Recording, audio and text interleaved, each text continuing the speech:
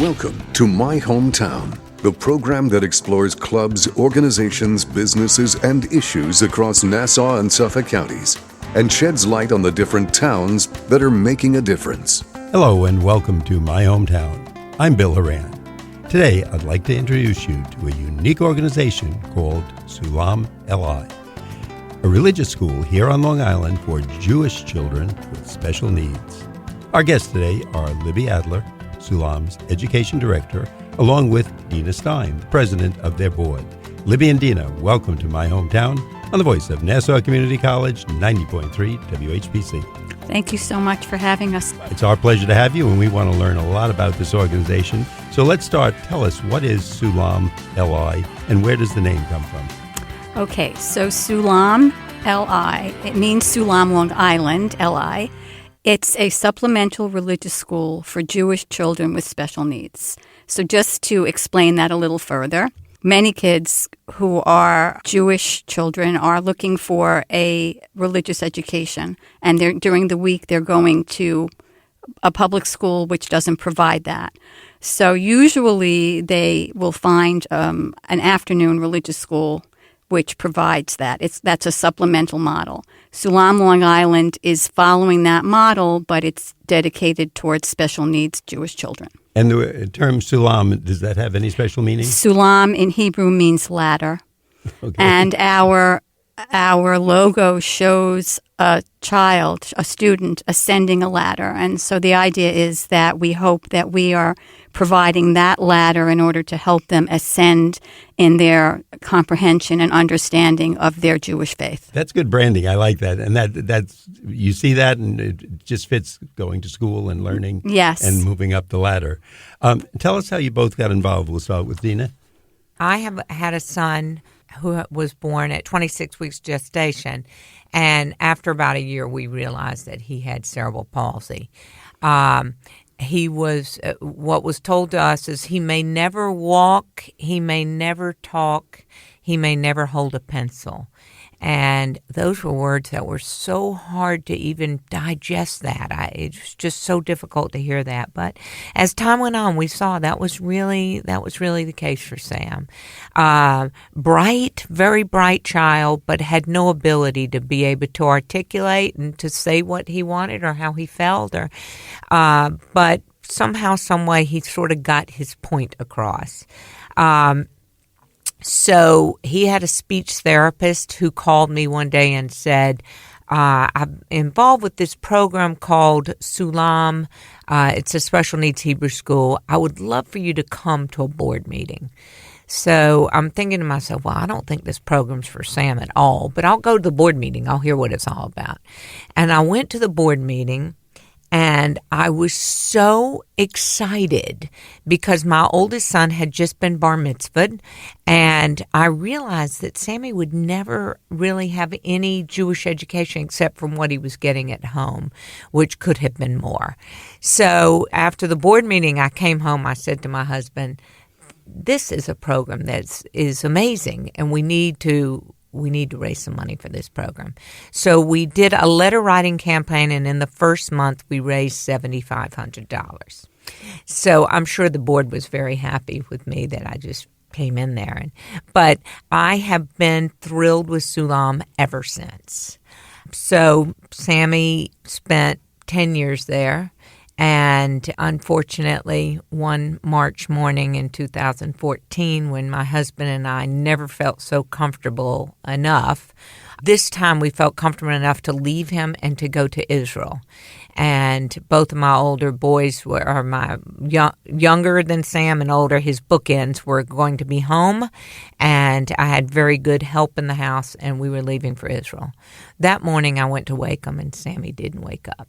Oh, I'm so sorry. So he was 20 years old, and I think we had been given a gift for 20 years. And that's the right way, of course, to look at it. Absolutely. And you did wonderful things by introducing him to this program. And maybe his mission on earth was to put you and the program together to help others. Right. So I think that's the way we all like to look at it. Right. Now, Libby, can you tell us when the program actually began? How far back does that go? Well, I actually may have to lob that to Dena. We Okay. did just finish our 19th year. Right. We are starting our 20th year. But I was not involved really in the inception. I know the lore, folklore about it at this point. But I'm going to lob that back to Dena.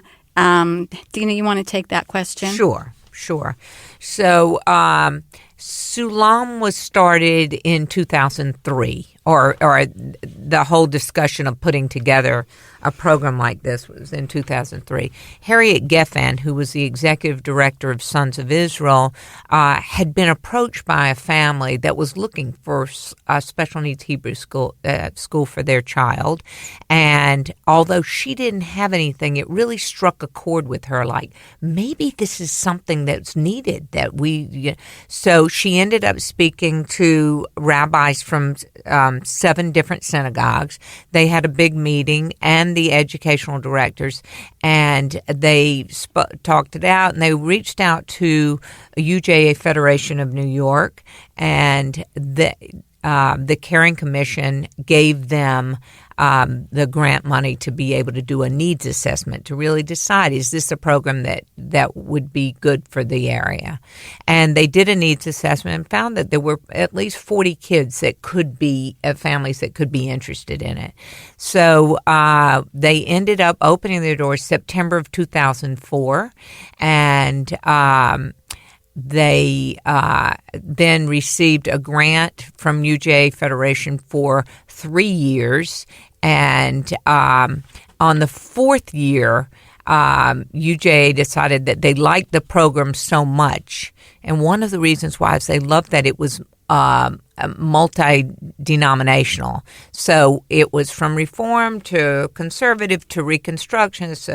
And they loved that. And we also take children of all levels, and also children who might come from a parent that's Jewish and the other parent is not. It's really a very diverse program. And so they loved that and gave us a 4th year. As you're answering the question, I'm just thinking, since it says Sulam, Long Island, are there other Sulams, like if I went Sulam, Albany, or Sulam, New Jersey? Okay, so that's a very good question, because initially we were just called Sulam. Okay. And then we received a letter, a lawyer's letter, that said that there was a Sulam in Maryland. Always the poor lawyers. Right. Sulam in Maryland, and that we had to change our name. So then we decided to hyphenate it and call it Long Island. But in this area, there's nothing like our program. And where is the program located? People who are listening may be obviously getting more interested, or if they didn't know about it. Right. Where is it physically located? So right now we are located in the JCC in Oceanside. That is our 3rd location. We started out in Sons of Israel in Woodmere. Then we spent a couple of years in Temple Hillel in North Woodmere. And then we had an opportunity to relocate to the JCC in Oceanside. And I think we finished our 8th year there, Dena. We came there in September 2014. Right. We've been there ever since. And is all instruction in that location, or is it done through Zoom or in homes? Or Okay, so right now all instruction is in that location. When we went through COVID, we did have a blended program. Once we were able to reopen, in March of 2020, as with the rest of the world, we shut down, and all instruction at that point was via Zoom. We continued via Zoom.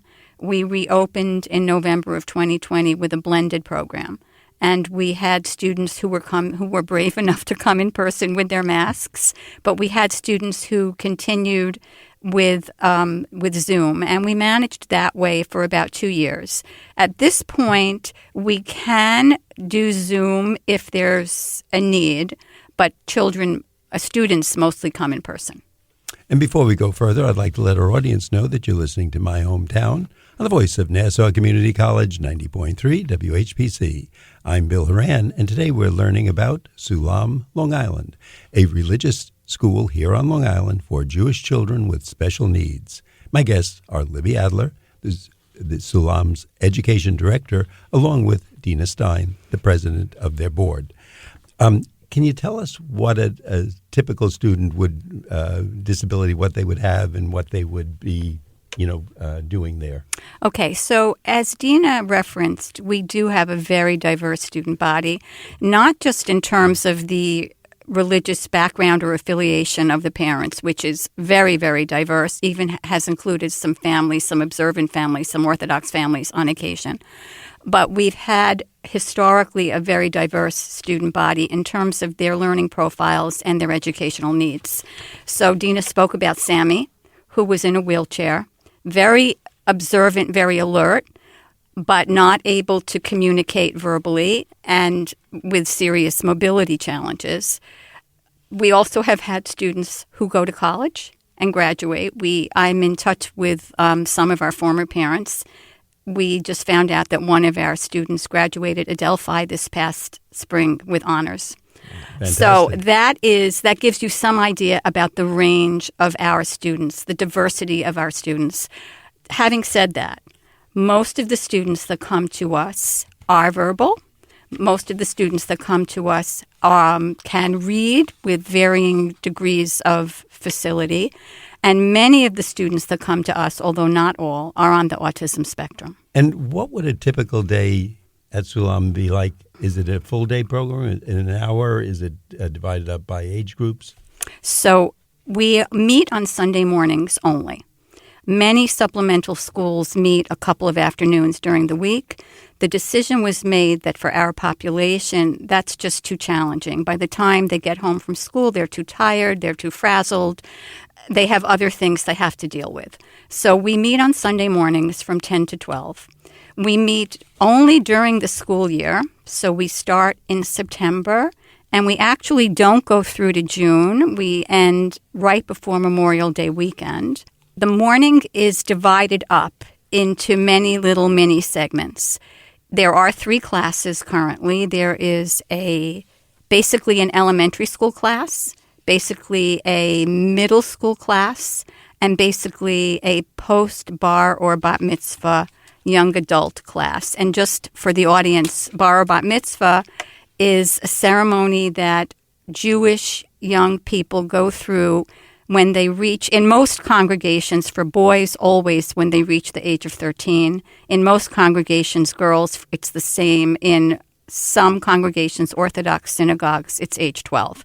But it's a symbol of their acceptance and of their role as Jewish adults. And that's what the bar bat mitzvah signifies. And many parents want their children to be prepared for that, which is one of the reasons that they look for a religious school program, but not the only reason, obviously. And as I said, we do have students who stay beyond that in our post-bar bat mitzvah young adult class because they want to continue their education.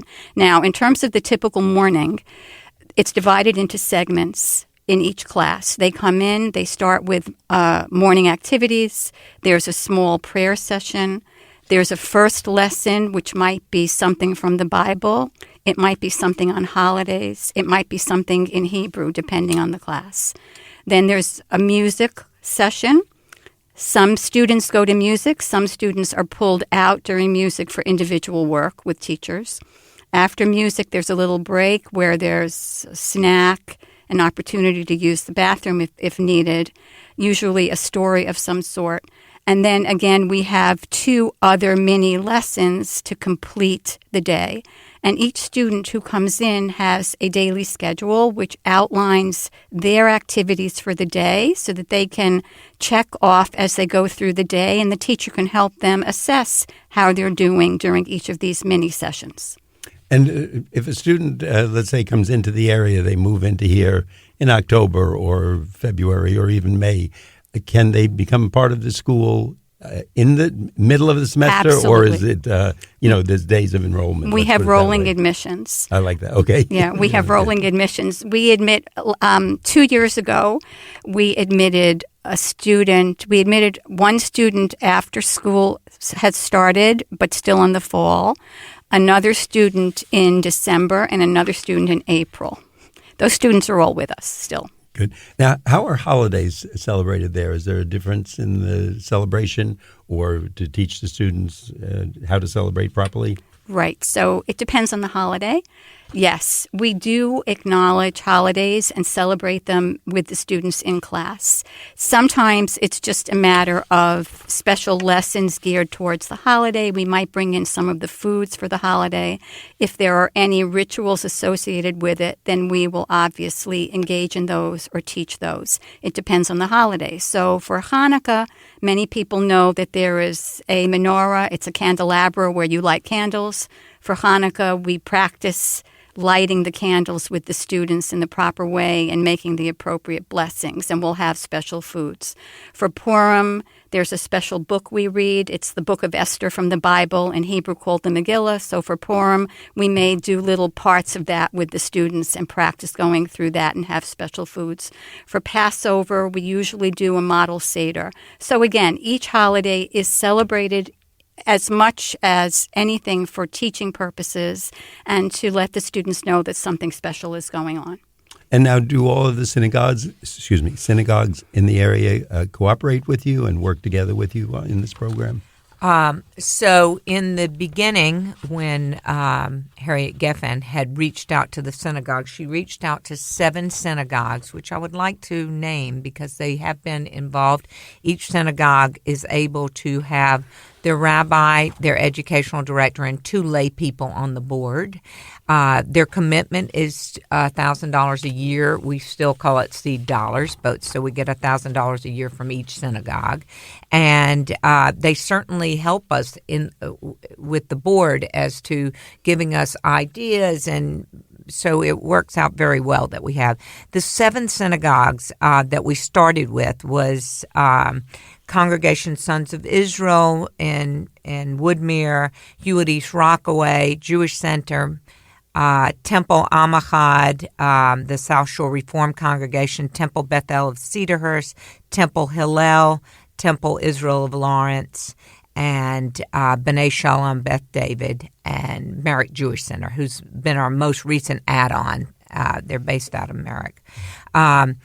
In addition to that, we get some funding from NCJW Peninsula Section for our music program, and the Freeburg JCC has also been helpful as far as rent and that type of thing. So we really have had some wonderful support for this program. In addition to those organizations, how are you financially supported? Is it through donations? Do you run a golf outing, or what happens?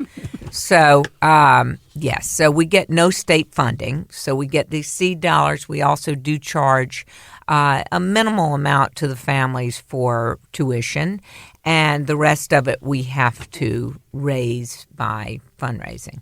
So we have in the past have done some big fundraising events, but ever since COVID, actually, our last event that we did in person was March 7th of 2020. Ever since then, we have not had an in-person event, and we've sent out mailings, and we still continue to get support. We don't have huge supporters, but we have numerous supporters. So we're able to keep it going. That's definitely something that we're always working on. That date, when you said March 7th, I think it all comes back to us that it seems to me that either March 7th or 8th or 9th was kind of the unofficial beginning of COVID, when people started noticing it and it became more and more in the news. Yeah. And we all became alerted to anything we did, whether to wear a mask, not, whether to take precautions, et cetera. Right. So that goes back a ways. But that leads to another question, and I'll get into that next. But before I go forward, I'd like to let our audience know that if you're just tuning in, you're listening to My Hometown on the voice of Nassau Community College, 90.3 WHPC. I'm Bill Horan, and today we're learning about Sulam-LI, a religious school here on Long Island for Jewish children with special needs. My guests are Libby Adler, Sulam's education director, along with Dena Stein, the president of the board. Are there any other plans that you have to come back that you can alert our audience to for fundraisers or something that they might be able to take part in that would help promote this organization? At this point, fundraising has it's become a challenge for us. So we have done like fabulous events like Five Towns Has Got Talent and Dancing with the Stars and cooking events. And so we've really done some very fun. But at this very moment, we don't plan to have another in-person event. But they could, if anybody's interested, they could look us up on the web. Our address is www.sulam-li.org. And that's SULAM, just for the Yes. spelling, because I'm not a good speller, so I always like it when people spell it out for me. Yes. And then LI is simply the initials. Right, li.org. And you could see what we're all about, see pictures of our kids, and I think that you would see that it's a really wonderful program. Because of the pandemic, are there any events that you see now coming back? Because the world seems to be flowing back into things that many of us got away from, or because of crowds we stayed away from, even if we were very cautious. Do you see any events coming back that you had before the pandemic? Well, we always do a couple programs with our kids and the family. We do a Sammy Stein memorial celebration each year. When Sammy passed away, there was a lot of money that was donated to Sulam, and so we use that to try to give the kids a really fun day for them, or a fun couple of hours. So we've brought that back. This year we had the circus project that came, and the kids totally enjoyed it. And Libby has been able to have some of her other celebrations, right. Passover, Seder, all Right. that. This year was the first time that we brought back our model Seder for everybody together. When we were in the midst of the pandemic, once we had returned to school, the classes remained discrete. They did not mix for any reason. So this year was the first year where all of the students from all three classes, all of the volunteers, all of the staff was together for the model Seder. So that kind of situation has relaxed somewhat due to the lessening fears about the pandemic. Obviously, that's a good thing for all of us. Can you tell us, there must be a lot of great success stories there. It must feel wonderful working with these children to be able to help them learn about their religion, learn more, and actually interact with one another on a maybe a smaller level than the everyday schools. Can you give us a couple of success stories? Yes. So we have some students with us right now who, I have one student who has been with us for quite a few years. And he is just delicious. He's ready to move. He's ready to delicious? Move. Was that delicious? He's okay, delicious. Yeah. I'm sorry. I'm a grandmother, so he's delicious. Okay. He's ready to move. He's been ready to move on to the next class, chronologically and maturity-wise for a couple of years. But he is so in love with his teacher that each time I speak to the mother, she says, let's just leave it as is. So he's been staying. He's now the elder statesman in that class because he's so much bigger, but he's just having such a positive experience. And I have heard from the parents from his parents particularly, that this is not something that comes easily to him, to have a positive experience. Sulam is one of the places that gives him this just safe place and safe, loving, nurturing place, in addition to the Jewish education that it provides. And it's his place, and he loves it, and that's why we haven't moved him out of that class. I have another little vignette. Another student actually from that class, I happened to notice that he was doing extremely well that morning with his morning prayers. And the mother happened to have brought him that day. And she was sitting out in the lobby waiting for him. And I wanted to come out and, give her a nice story about how well her son was doing. And when I approached, I saw her stiffen because obviously she was afraid that I was coming to tell her that her son was having a difficult day or doing something wrong or something was not going well. And I came over and I said, I just want to tell you how beautifully your son is doing this morning in his morning prayers. She began to cry.